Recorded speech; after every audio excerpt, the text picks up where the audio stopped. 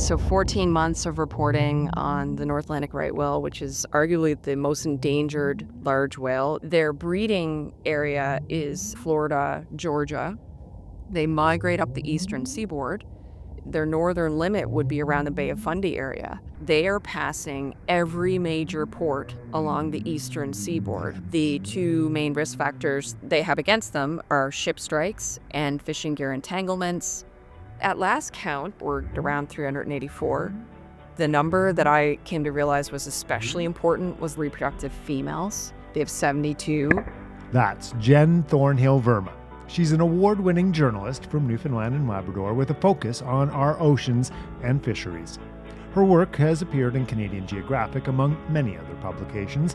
Most recently, she reported out a series in the Globe and Mail as part of a Pulitzer Center fellowship focused on the plight of the endangered North Atlantic right whale. She's the author of the best-selling book, Cod Collapse, The Rise and Fall of Newfoundland's Saltwater Cowboys, and she's a fellow of the Royal Canadian Geographical Society. I am really happy to have her as my guest on this episode of Explore, the Canadian Geographic podcast. Jenn is also a veteran of the Can-Geo Polar Plunge, which was held this past weekend and was a big success again, thanks to all of you who donated and participated. We had dozens of slightly bonkers and wonderful plungers taking part, from the Atlantic Ocean to the Pacific to Great Slave Lake in the Arctic, Kiev, Ukraine, and many icy bodies of water in between. Together, we raised tens of thousands of dollars for Canadian Geographic programs like the magazine, expeditions, research, and education. Your enthusiasm has been so positive, we're keeping donations open for another week. If you'd like to help out, please go to rcgs.org/Polar Plunge 2026.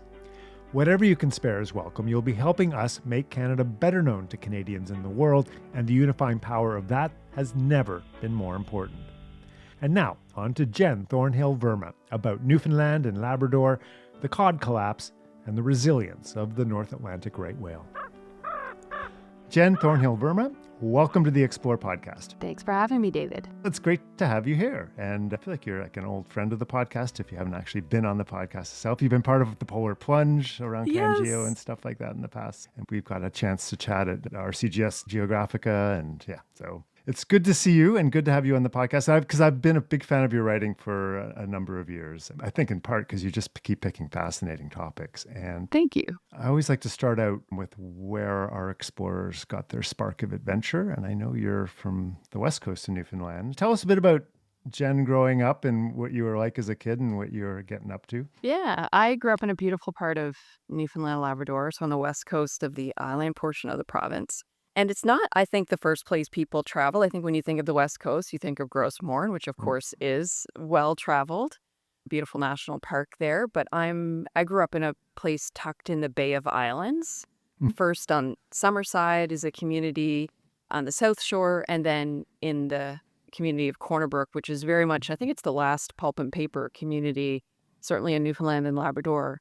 My dad's family came from the Burin Peninsula, so the other side of the island, and that was the link to the fishery. So I would say growing up, I spent equal parts on the west coast, always ocean facing, and also where my dad grew up as well on the Burin Peninsula. So I had an opportunity more to see the fishing routes. But, life growing up, and we try to bring our kids back there every summer because love Ottawa, but there's something special about growing up in Newfoundland, Labrador and having the kind of access you do to the ocean and landscapes. And I think the biggest influence was that when you grow up on the coast, you certainly see that your life is really dictated less by kind of the calendar year and more by the seasonal, ships in ice and animal migration, iceberg season, and then whale season. And then, of course, everybody's local favorite is fishing season. So I would say that probably influenced me from an early age. And even though now I'm not surrounded by any oceans, I get back to Atlantic Canada and going to be heading up to the Arctic more this year, but I'm always somebody who's got an Ottawa address, but an East Coast heart. Yeah. Did your family have a boat? Like, how much time was spent out on the water? Yeah, so my dad and his brothers, none of them took up fishing as a career. which I've reflected on too, because in part, that is still what success means in rural Newfoundland and Labrador. My grandfather and all the people down the line before him were fishers, and they didn't have a classroom education. They had an education of hard knocks and on land and sea. But in rural Newfoundland, very often people are looking for their kids, even though they couldn't imagine themselves doing anything differently, right? They don't want the regular day job or desk job. They want this livelihood on the water. Success is we hope our kids don't get into that. And so my dad and his brothers, they started that trend. My grandfather certainly had his fishing boat with his brothers, and he worked on many other people's fishing boats, lots of Captain Thornhills related to me on the Burin Peninsula and in the Grand Banks area. But by the time I came around, that was already a generation gone. I do remember hearing you say at one point too that when you do go back, you do take your kids out cod fishing. And what? A lot of us don't know what that even would look like. So what is that? The first time I took my kids out was with a small scale fishing group that actually I'd learned about them through this Girls Who Fish program because they were trying to create space in the boat for girls, women, others who didn't have that natural access. And small boats, hook and line fishing, you're baiting your hook with capelin. Hmm. And it's interesting because the first time a few years ago, and of course, all of the stocks of Atlantic cod were considered depleted. There's been a turnaround in one of those stocks since then, but you'd never know it because in no time you've caught your 15 fish that you're allocated per boat. But I just felt it's, as somebody who's been covering first the cod fishery collapse, other fish species at risk, other species at risk, it's particularly difficult to care about a fish. And I think writing about that's something that I'm always trying to pursue. And I felt with my kids, especially they're young, they're having fish sticks, they're having fillets. Do they know where their food comes from? I think is an important conversation to have. So going out with this outfitter, Fishing for Success is who they're called. They provided us the whole experience from, getting in the boat, going out fishing, coming back, cleaning the fish, eating the fish. So it was a really amazing Mm. experience. And then I could do what I'm sure my dad and his brothers and my grandfather did so frequently was bring some of our catch and provide it to my family members. So yeah, that's something, I'm sure we could go out river fishing Yeah. or lake fishing in the area, but that was a really memorable experience. I mean, they still remember that. That was the first time we went out was a few years ago. And I'm sure because we talk about it so much, but my twins are now 5 and my oldest is 8. So Yeah. yeah, Wow. Yeah, it's stamped in. That's what you it's want. stamped. Yeah. Actually, a win for me was my oldest, she's sketching and writing. And I saw that she had captioned a picture she'd written as her favorite place on earth was Newfoundland. And she's actually pretty Uh, well traveled. So I thought, oh, okay, I'm doing something right here. do the Thornhills go back like centuries in Newfoundland? Do you know? What's that route? That was why I actually got back into journalism because I wanted to explore my family's roots with the cod Mm. fishery. And like so many Newfoundlanders, their family lineage started when fishers coming over from England, Ireland, Scotland, elsewhere, coming to fish Mm. first in a seasonal fishery and then to stay. My family line, if you look at the Burin Peninsula, closest access point to the Grand Banks. It's on the south coast of Newfoundland and Labrador. All of those communities were all tied up in the fishery at one way or another. And from what we understand, yeah, generations worth of fishers. And it's interesting because now where my dad grew up is a little community called Little Bay East, and it's on Fortune Bay. And to visit there now, I mean, there may be one or two max commercial fishers still involved in the Wow. fishery. It's very much a community that you could see remnants of a life as it once was, and Yeah. particularly that part of Newfoundland too, whereas you've got the North Coast, say the Bonavista Peninsula is very well known and people are traveling there, tourist flock there. Yes, people come to the Burin South Coast, they're going to St. Pierre and Miquelon, but there's a lot of communities in there in between that they're not popular tourist destinations, and you could still, I think, see a way of life as it once was. The Yeah. example I give is the house that my dad and his brothers, my grandparents grew up in. We put it on the market more than a half dozen years ago for $25,000. It sold for $14,000. Like a Wow. Yeah. beautiful part of Newfoundland and Labrador. There's a lot of history, but now I'm related to more people buried 6 feet under than I would be Yeah. living in those communities. And my family is predominantly now on the West Coast in Corner Brook. And obviously, the big shock was with the cod fishery getting shut down, which is what your book is really focused on, the Cod Exactly. Collapse. Yeah, in the early Yeah. 90s, which is such a dramatic moment, obviously, in Newfoundland and Canadian history, frankly, or fisheries history. And it's just, it really never has bounced back, has it? No, even I mentioned that one of the stocks recently saw a shift in its status. And there's been independent scientists have talked about whether or not that's the case. So just to say that for 30 years, a moratorium that was meant to last two Mm, continued on. There was still some small scale fishing, but a couple of years ago, the federal government, for northern cod in particular, and that's the population of cod that would span from the Grand Banks all the way up the Labrador coast, so quite oh, a wow. significant area. But they had shifted the population status of that species. And if you talk to independent researchers, they'll say there's no more fish in the sea. They changed the goalposts about how you describe critically depleted, cautious, or healthy. Those are the zones in which Fisheries and Oceans Canada operates. Fishers were saying they'd started to see more cod, healthier cod, bigger cod in that area for quite some time. But this just continues to be the story that I think I will continue to report on for the rest of Right. my career because here's a perfect example. 30 years later, they lift the moratorium.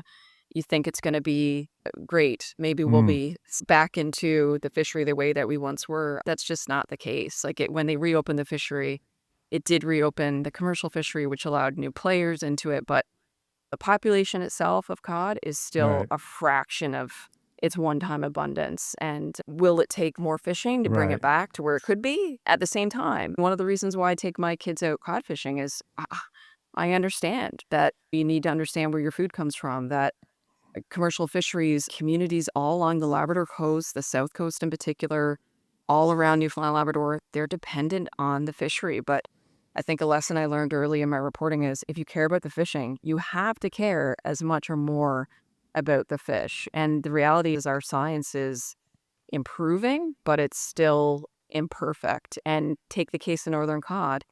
It only recently, the population management work started to include things like the status of capelin, which is cod's primary prey, Hmm. but it still doesn't include, predation by seals. We still don't quite understand the implications of climate change. You could argue that when you look across fisheries in Canada, northern cod can be an example, but if we're not taking into consideration climate variables or all the variables that impact particular species, then arguably a lot of our fishing is overfishing because we're not taking into account some of the risk factors. More reporting to be More done. reporting. So, just to give people context, like how Yeah. much at its peak in the 60s, 70s, how much cod was coming out of that Ooh. fishery? It's I hundreds used of thousands of tons, though, Oh, right? yeah. It is staggering, but it is just as the population is nowhere near its one-time abundance. Yeah. Fishing isn't either, but if you're fishing a species Yeah. with all of these unknown variables, I'm so glad that I took that on. I really took on covering that because I wanted to dig into my family's history Hmm. related to cod fishing and what brought mine so many families to Newfoundland, Labrador, and just ended up realizing that cod in Newfoundland is Pacific salmon in BC. It's Portuguese sardines. And I think lessons have been learned that even in Canada we haven't learned, but the cod collapse really informed a whole fish conservation biology. It's informed the Marine Stewardship Council standard. So it turned out to be a story that I thought was going to be deeply personal, and it was, Yeah. but it also, I think, led me back down a path of reporting and Yeah. investigative reporting, and now I'm here for Yeah. good. You're in. But what always struck me about it was that we complete moratorium, shut down a fishery, and even 30 years later, it just shows you how fragile these things are, isn't it? Yeah, And that you yeah, just can't expect that they'll come back. And yeah. what I also remember reading too in World War II, because of the Atlantic War, the fisheries grew huge because there was nobody fishing, obviously. Right. And maybe Yeah. that was the suspicion, was that if we just leave it alone like that 5-year period, 6-year period. Yeah. But what people don't realize is there ended up being, yes, the moratorium was in place, but 15 years later, Fisheries and Oceans Canada opened a small stewardship fishery. So there Hmm. did continue to be commercial fishing at a much Yeah. smaller scale, and it could never be anything more than that given the state, even if it is considered healthy, the northern cod population. When the moratorium was lifted, Newfoundlanders and Labradorians scratched their head because they knew there had still been a fishery, but this ended up opening it to commercial fishery, which meant there could be offshore draggers, and that's the differentiating factor. The very things that scientists now know predicated the collapse, which was the gear of choice, these trawlers, dragging nets on the ocean floor. That's what we've now brought back into the equation. Of course, there could never be the number that there were, Hmm. but just given the status, but that does, it leaves you scratching your head about whether we've actually learned lessons about this in Canada. Yeah. So what, obviously, the history of Newfoundland is so entirely tied to fisheries, but it's Yeah. not even the biggest industry there at all anymore, is it? No, yeah, it's a good Yeah. point. It's still, I've thought about this too because it still remains such an important industry in Atlantic Canada. And when you look at the share of fisheries, yes, we've got a growing aquaculture industry in Canada as elsewhere, but wild fisheries still dominate, and that dominance is in Atlantic Canada. And certainly there's been a lot of changes in fisheries. And in my book, I had explored, and in my later reporting, I looked at too things like, yes, it's number of boats on the water, it's number of fishers fishing, it's processing plants. They've all been cut in half or more. But it still does remain a huge industry, worth 3 times as much today than it was in the heyday of the cod collapse, prior to the cod collapse. But the reason for that is because when ground fish tanked in the early 90s, and it wasn't just cod, it was capelin as well, it was other ground fisheries, fishermen who could pivoted to shellfish. And that's really where, I'll call it, the riches came into play: the shellfish, the snow crab, lobster, shrimp. And even now we're starting to see that, with particularly because of climate change, that these cold water loving species are facing challenges. And so our fisheries will as well. Fisheries have always been, I think, adept at dealing with changes from season to season, but now we're seeing monumental shifts, where lobster are moving up the eastern seaboard, and already New England lobstermen have had to contend with that's going to benefit Canada for a period. For how long? Now, because of some of the work that's taking me to the subarctic and Arctic, you start to see examples of that Yeah. same borealization of species that you wouldn't typically see that far north, and the creep is happening. So, yeah. Yeah. I'm starting to have oysters now from Newfoundland, which I think are a new thing. I don't know if that's Yes. all part of this change, but Yeah, it's true. I had never, and I actually have still not had a Newfoundland oyster, but I really need to put that on oh, they're my. good. Yeah. Yes, I imagine. I love PEI. I love New Brunswick. The ones I had were small, but packed with flavor. Yeah. That's my favorite because it's like sipping the sea. That's what I. That's such a good description. Yeah. Yeah. I can't chew it. Okay, if it's that, I just can't. But No, you that's don't why need I to. like it. Yeah. So it's an amazing history, and there's so much of your reporting I want to get to. But we're looking at politics, say, with cod, and it was clearly, Yeah. even the latest decisions on reopening the fishery seems to be more political than scientific, and I think it came Yes. just before an election. Is that right? The story I tell as the entry point to this is because I had already been talking to communities and people about cod fishing, because I put out my book in 2019. And then 2 years ago, they had lifted the moratorium. And that morning, CBC in Newfoundland called me and said, "Hey, could you come on the radio in 7 minutes?" And I don't know what time it was here, like 6 a.m. Yeah. And I, didn't hesitate. I said yes. I hadn't even yet read the announcement. And they asked me what Newfoundlanders and Labradorians were going to think about it. And I said what I'd heard people say, that they, yes, there were some good indications that cod in places was beginning to rebound, but it was nowhere near it once was. And, here you had this announcement that was really bold in its claims.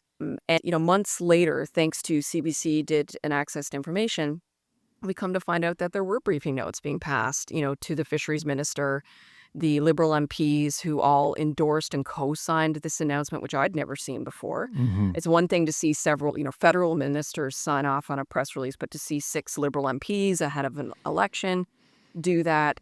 And it's clear from these briefing notes that they thought that this would be politically a win, right? Yeah. In quotations. And Yeah. so that's not how it happened. And, typically you see in fisheries conversations that it's like the Goldilocks argument, I call it, where some people argue, well, there should be more fishing, right? So the fishermen's unions, and some should say there should be less, like the conservationists, and few people land in between.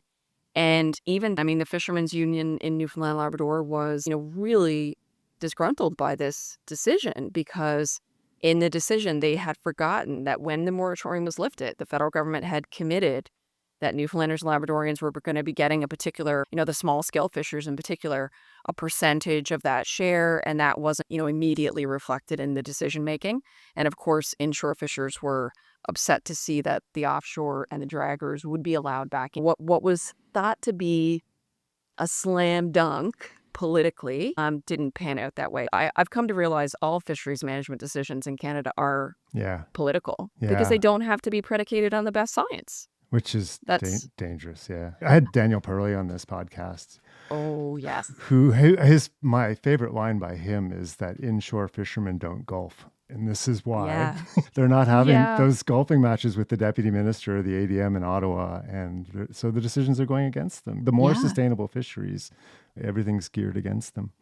Yeah, exactly. Although credit to, I will say, sometimes they can be very flamboyant and in their pressers, but the Fishermen's Union in Newfoundland does get airtime. And I think sands have shifted in a way where you do see local fishers getting the attention of their, provincial and the federal ministers in a way that maybe they didn't have. But, they're not on the outside ramming on the door trying to get into the decision. They're Yeah. being invited into the conversation. So yeah, I think it has changed a lot. And even when the moratorium was lifted, I will say, as someone who had gone back and I remember being 12 when the moratorium came down and the feeling of that and seeing it on the news.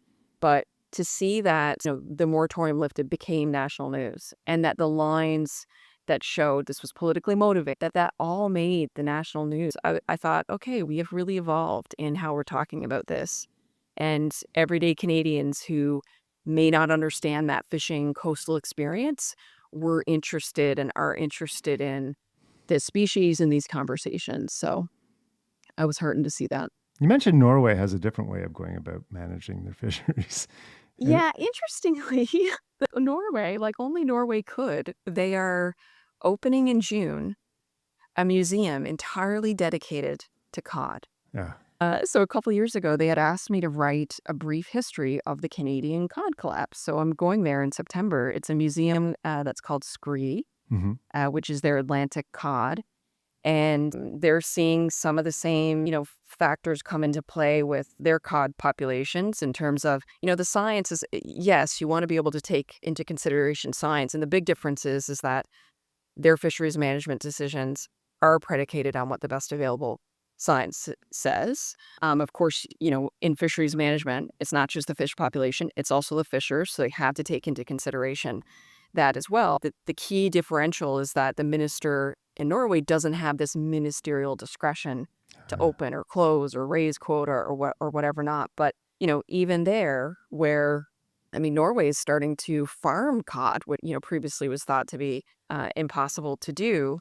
And they're building this museum, really capturing opinions from cod-loving nations and cod-supplying nations. And in part, it will serve as a bit of a warning as they think about their own fisheries management, climate change, contending with factors of poor past management decisions before ecosystems were taken into consideration.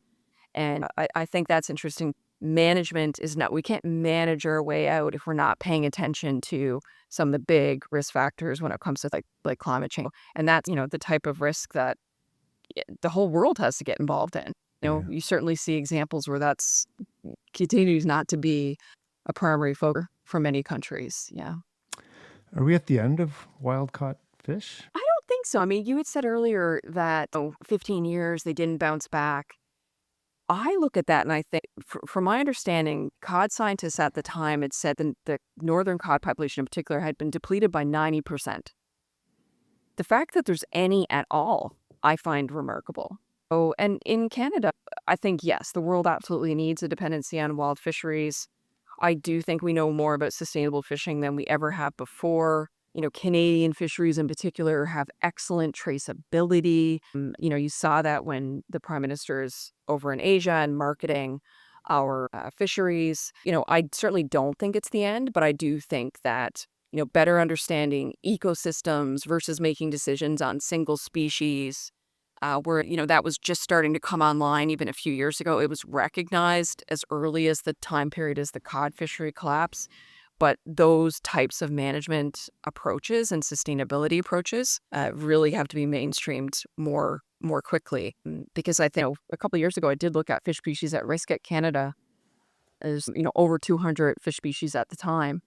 And it was a growing number when you compared it to other species. Well, what was the greatest predictor of whether those species got species at risk protections? It wasn't their risk status, it was their commercial value. It is a conundrum, and most of my reporting is predicated on this idea of, commercial interest and conservation effort. And this is a case where, to have sustainable fisheries, you need both. You need both. No, not over, but I do think that, the attention is raised and peaked, and people are paying more attention both in industry, but also, people can also vote with their plate. Do you know where your whitefish fillet is coming from, let alone do you know what it is? Or I Does the think restaurant know what it is? yeah, exactly. I periodically will ask. I'll ask the wait staff, do we know where this is from? And I remember the Yeah. best response I got was from a waiter in Halifax who said, the Atlantic Ocean. And I was like, yes, that is Yes. where yes. I Yes. was hoping, fisherman Yeah. Joe. Yeah.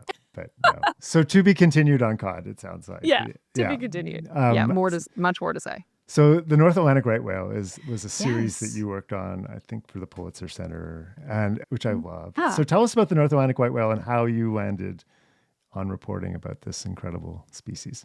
So 14 months of reporting on the North Atlantic right whale, which is arguably the most endangered large whale. It's certainly up there as being the most endangered.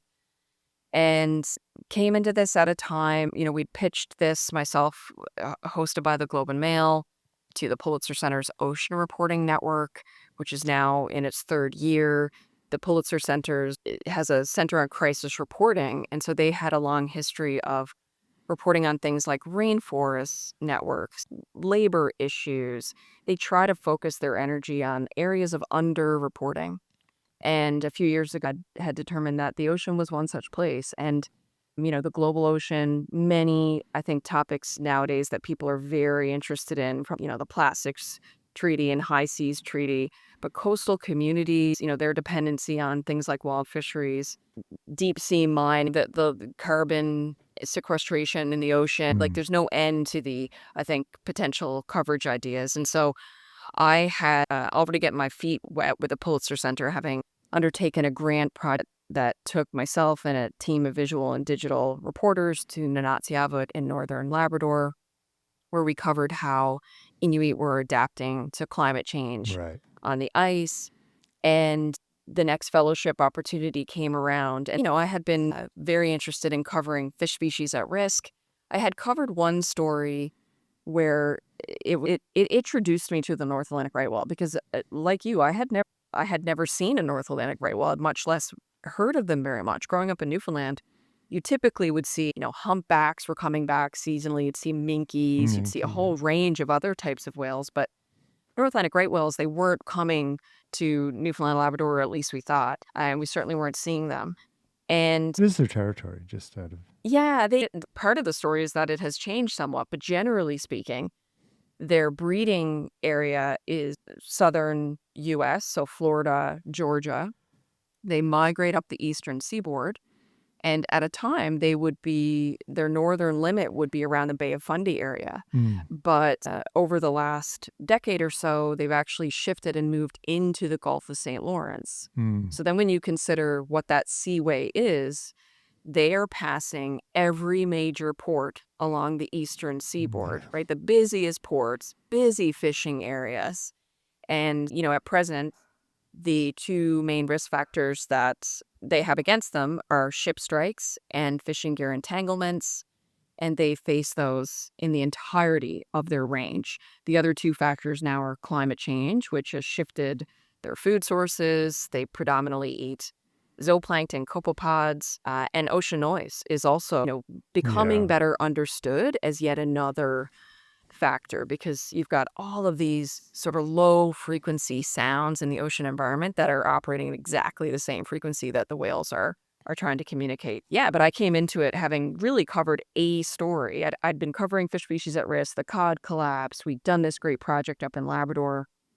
And the one story I did was on entanglements, which you hear about the most. That's what you hear about with the greatest frequency, mostly because if a whale is struck by a ship offshore, you are likely to never see it, let alone hear about it. Yeah. Whereas entanglements are so visible, Yeah. so visceral, no fisherman wants to be in that situation.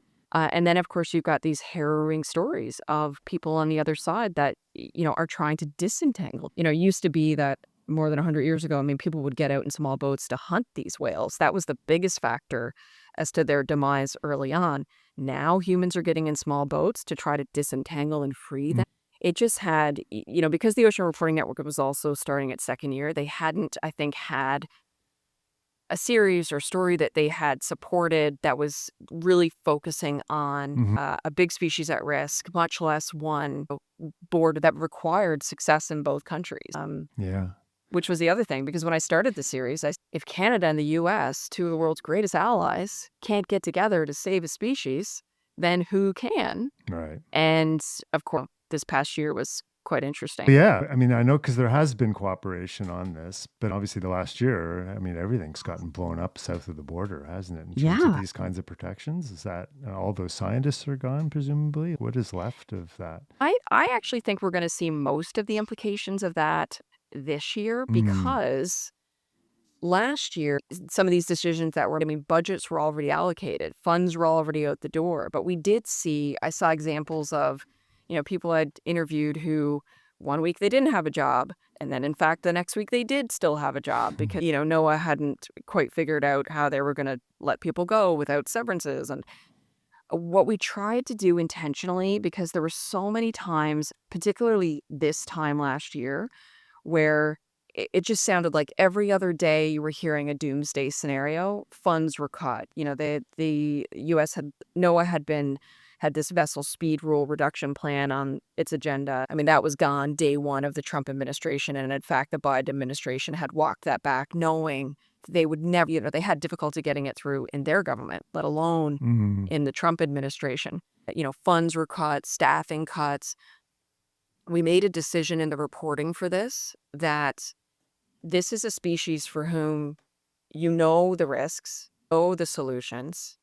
This is an implementation gap story. So let's do our best to, rather than report on every fire, try to report on it from a solutions standpoint. So I certainly mentioned in all the reporting everything that was going on with NOAA and the implications of that. But I do think because a lot of the budgets were allocated, also state governments take on a lot of this as well, in terms of surveillance, the work that's being done by boat and by plane. The scientific work is, largely done by NGOs and universities. Yes, they get NOAA funding. They do have still the ability to do a great deal of this work, even amidst that. And it wasn't their first, Trump administration, too, although this one certainly carried, I think, greater weight in terms of the decisions that have continued to play out. So, Yeah. yeah.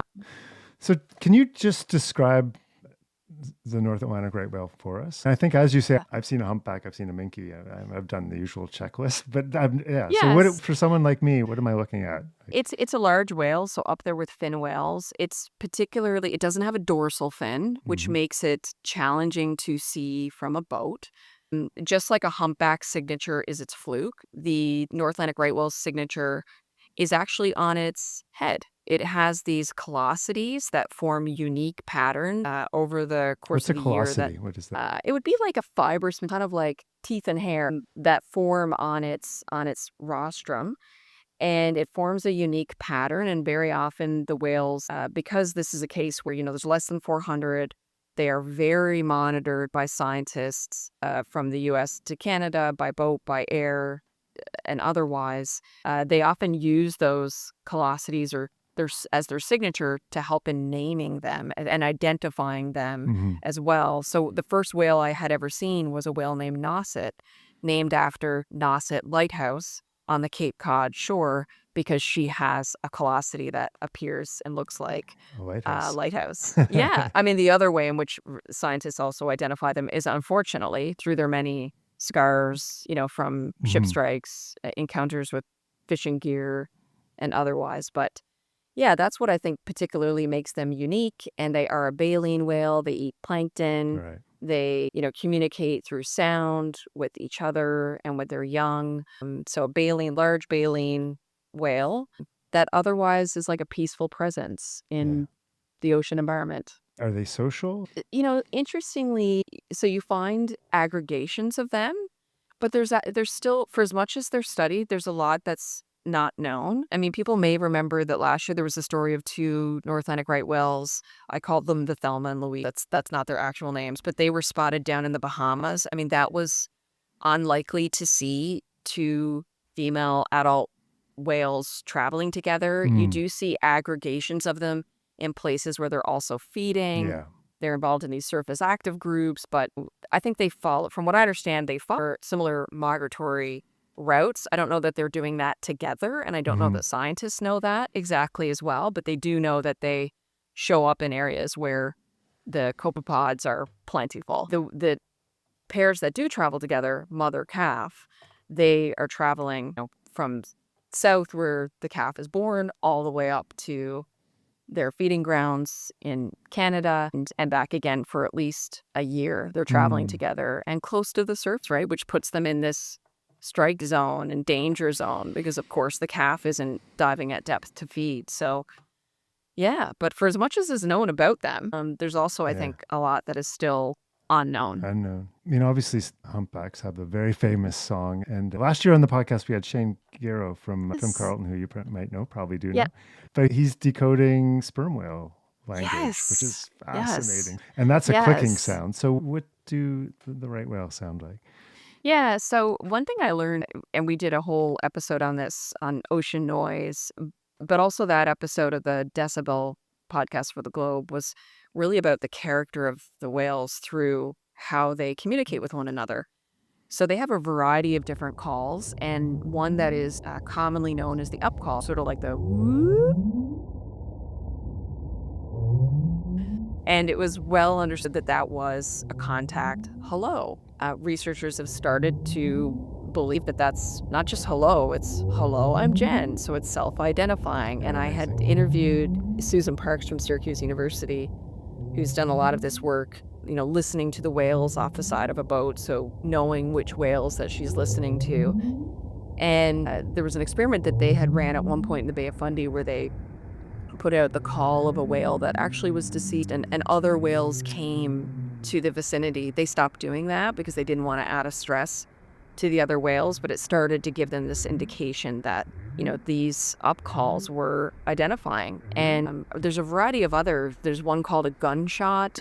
So in the podcast, we shared a couple of examples of that as well. I've only heard of the males doing that, so I don't know if the females do that as well. But and researchers don't exactly know why. Is it? And I mean, it sounds like what you would imagine it would sound like. So very distinct. You wouldn't necessarily think is a baleen whale call. They have down calls. When mothers and calves communicate, it's more like a whispering. Mm. So there's no clicking. It's not an echolocation. It is much more the types of calls and, whether they make songs or sounds, we don't certainly know to the extent to which we know around humpbacks. But one of the things we wanted to try to do with that episode was, I think, just to share more about the character of these whales, what is starting to be understood. Risk-wise, I think one of the most important things that we learned in that episode was there had been a study conducted after 9/11, and researchers will sample the whales and understand their stress hormones, for example. And it was found that with fewer less vessel traffic. There was fewer activity on the ocean, that actually the stress hormones of the whales had come down. Yeah, It's a yeah, pretty good indication that yeah. was related to a reduction in ocean noise. That's amazing. I remember hearing that, not specifically about right whales, but during the Yeah. pandemic too. Well, and such a rare, obviously terrible circumstance in which to have to do it, but at the same time, like a rare opportunity to be able to create a bit of a baseline at a Yeah. time when there just continues to be more and more noise. But, Mm. interesting. I mean, shipping industry in particular are interested to address this issue because a noisy vessel is also a vessel that is probably wasting energy. Big shipping companies are also trying to create more carbon friendly vessels at the same time. That said, I mean, I really tried to talk to shipping companies. I tried to talk to energy companies. Fishermen, you can get on the phone, you can talk to. And interestingly, I was at a meeting just a few weeks ago that the Canadian Wildlife Federation hosted, and there were fishermen in the room. And they said, where are the ship captains and the shipping companies and the wind energy companies and the oil and gas companies Mm. and sonar, like everybody else who's making noise in the ocean environment? It's just so much more difficult, I think, to access the everyday person the way you can with a fisherman. But that, I think, was a real lesson learned too from the series, that I wish in the same way that if I had sent a note to DFO and they didn't show up to respond to the call, I would have said, they didn't respond by deadline for comment. Yeah. I wish we had said that. I wish we'd said, we reached out to shipping company. And at the same time, you can appreciate, especially with wind, they've been under a lot of fire over the course of the past year in particular, but before that. So I'm sure are on this mentality of, well, no news is good news, even though they're doing quite a lot to mitigate ocean Right. noise. So there's 400 or 500 right whales, Northern Atlantic right whales. At last count. So the good news is that since 2017, when the U.S. declared an unusual mortality event, Yeah. because the most whales had been killed, it was Yeah. about 17 that year, that there actually has been a slow uptick in the population. So now we're getting still under 400, but around 384. The number that I came to realize was especially important was the number of reproductive females. So in a population of 384, they have 72 reproductive females. Wow. There are another 40 that could become reproductive females. They haven't yet. And, that's one of the indications of the poor population health. Females could be birthing every few years. They're taking more like 5, 6, 7 intervals. They're Wow. birthing much later. They could be birthing, 10, 11. They're not birthing until much later into their teens. So, of course, all of that plays a factor. And I'm glad you brought up mothers, because that became the part of all of this reporting that really stayed with me, that they were this protagonists Yeah. in this otherwise story of, potential extinction. And, just to give an example, I mean, this year was a particularly good year for calving. I think the latest was 2021 calves. Last year there were 11.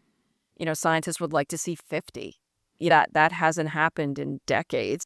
I think the closest they got to that was somewhere close to 40 years Wow. ago. Yeah. So it is on a slow uptick. And I think, it really comes down to, can we, in some ways, protect them where they are? And it does require cooperation and collaboration between the U.S. and Canada for the long term. We're hopeful, right? Is that where we are? Yeah, Yeah. we're hopeful. Yeah. We're hopeful. I mean, and it's the stories of the whales themselves that make me hopeful. I mean, Yeah. every story we tried to profile whales that gave hope to the story. We also profiled the cases that ran counter to that. So, in the story about ship strikes, and I didn't ever have to go looking hard to find the feature whales. They just presented themselves. So, the story that we looked at around ship strikes, we focused on Accordion, who is named because she bears scars that look like the instrument Oh, wow. from a ship strike. And last year she had her first calf. It's not confirmed exactly where, but she was with a 3-week-old calf in the busiest shipping lanes of the New York, New Jersey harbor. And she wasn't in immediate danger when researchers flew over her, but she was in a place where you hope not to see these whales. That was the same year that there was a huge aggregation spotted on Hudson Canyon off of New York and New Jersey. So we profile her. She's later seen with her calf. She's gotten out of this harrowing, experience Gee. in the shipping lanes. But we equally shared the story of Lucky, who, when you come to learn her story, realize, wow, this is not the name for Lucky. But she too had scars due to ship strike, continued on into adulthood, made her way as a pregnant adult female down to the south coast of the US. And while giving birth, her wounds opened up and she died of sepsis, and as did her calf. I mean, and for every story, we were able to identify kind of the worst and best case scenarios. Yeah. And typically it was the stories of the mothers. Well, amazing reporting, Jen. What's next? Yeah, so I got to do this work through the Pulitzer Center's Mhm. Ocean Reporting Mhm. Network, which was brilliant. And so myself and the Globe, we hadn't anticipated applying to the fellowship again, but we had a project that we felt, it needed Pulitzer support. Mhm. And we put in an application and was really pleased to find out that of this year's fellows, I mean, every year they're only selecting 9 to 11 fellows. 2 of the fellows are from Canada, both of us, and myself, Karen Pynchon, who's with Yeah. Canadian Geographic, Mhm. and then myself again with the Globe and Mail. And I was able to do some reporting with Canadian Geographic this past year. I'm still a freelancer, loving the work with the Globe, but I'm so happy to see that Canadian Geographic and Karen and both of our projects are based in the Arctic. Yeah. And I think that's, of course, more recently, there's been a greater interest in the Arctic from a sovereignty and security perspective. If you look at reporting from Canadian Geographic, from the Globe and Mail, and Canadians know, I mean, there's long time been important stories in the North that are underreported. This is a perfect case, and it's also so expensive to get there. So Yeah. to be able to have funding and support, to be able to actually go have boots on the ice, boots in boats and harbors where stories are happening, and to be able to have a year to do that reporting well, that's the gift, because you've got so many examples of outlets shifting and closing and laying off and everything else. So to be able to have a year runway to do this reporting is awesome. And so I'm pumped that we have 2 Canadians in a global network. Who cares more about the ocean than Canada? We border 3 ocean basins. We've got the longest coastline on the planet.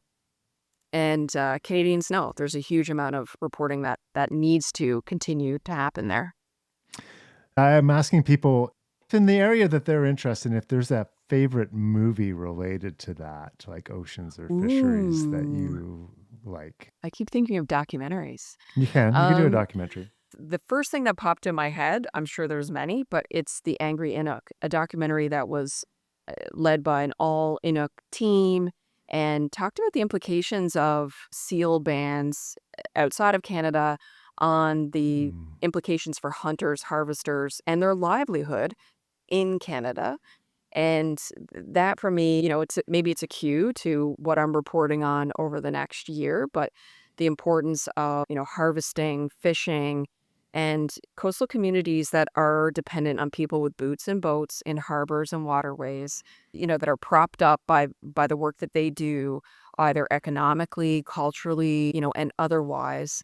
I think that's a great example of a Canadian film that really, I think, hits home the importance of that, and also a uniquely Canadian story that not everybody is going to agree with, but is such an important narrative and can help to bridge build. There's so much I think we don't understand if you're living in a landlocked area, or if you live in the East Coast, you don't necessarily know about the North or Yeah. the Pacific Coast.